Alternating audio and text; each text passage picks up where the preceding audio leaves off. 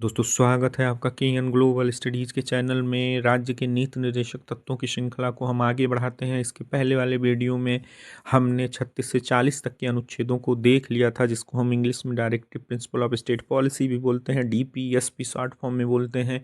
Trick के माध्यम से देखा था, क्योंकि देखिए ये बहुत ही महत्वपूर्ण चैप्टर है, यहाँ से प्रश्न हर परीक्षाओं में आते हैं। तो ट्रिक से आपको याद रखना होगा, नहीं तो आप चीज़ें भूल जाएंगे। आइए आगे बढ़ते हैं। आज 41 से 46 तक के अनुच्छेदों को देखेंगे ट्रिक के माध्यम से। ट्रिक को मैं पढ़ता हूँ और आप जैसे मैं पढ़ूंगा वैसे ही याद करेंगे। काम मान निर्वाह समान, शिक्षा कमजोर। ठीक है, ये 41 से 46 तक की ट्रिक है। काम मान निर्वाह समान, शिक्षा कमजोर। तो 41 को काम से जोड़ेंगे, मतलब काम पाने का अधिकार है।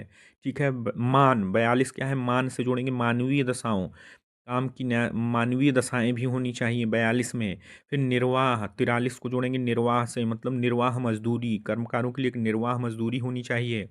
फिर समान की बात हम कर रहे हैं 44, समान तो समान सिविल संहिता, निर्वाह समान। शिक्षा 45 में आ जाएंगे तो निःशुल्क अनिवार्य शिक्षा की बात बालकों के लिए। और कमजोर तो 46 को जोड़ेंगे कमजोर वर्गों के शैक्षिक तथा आर्थिक हितों के संवर्धन से, उनके संरक्षण से।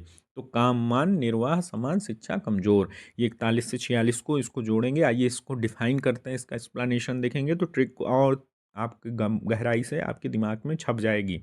41 में काम हमने बोला तो कुछ दशाओं में काम, शिक्षा और लोक सहायता पाने का अधिकार है। देखिए इसमें आप जानते हैं कि राज्य जो है बेरोजगारी भत्ता देता है, विकलांगता की पेंशन देता है, तो ये सब इसके अंतर्गत आता है। वो अपने हिसाब से प्रावधान करता है। फिर मानवीय दशाओं का देखिए 42 में काम की न्याय संगत और मानवीय दशाओं का प्रसूति सहायता का उपबंध होता है। मैटरनिटी लीव इसके अंतर्गत आती है, मान से जोड़ेंगे मानवीय दशाएं, तो मैटरनिटी लीव भी आती है। और उसके बाद हम देखते हैं कि जैसे मनरेगा जैसी योजनाएं जो चल रही हैं, वहाँ बच्चों, अगर कोई किसी छोटा बच्चा है तो उसके लिए भी देखभाल की व्यवस्था रहती है। तो ये चीज़ें इसमें आपके लिए इम्पॉर्टेंट है। फिर 43 कर्मकारों के लिए निर्वाह मजदूरी, मतलब जीवन निर्वाह के लिए मजदूरी मिलनी चाहिए। देखिए इसके लिए श्रम कानून भी है भारत में, अभी बदलाव भी हुआ है। 43 में निर्वाह से जोड़ेंगे। 44 समान नागरिकों के लिए एक समान सिविल संहिता होनी चाहिए, बहुत ही इस समय चर्चा का विषय बना हुआ है, क्योंकि देखिए हिंदू ला अलग है और मुस्लिम ला अलग है।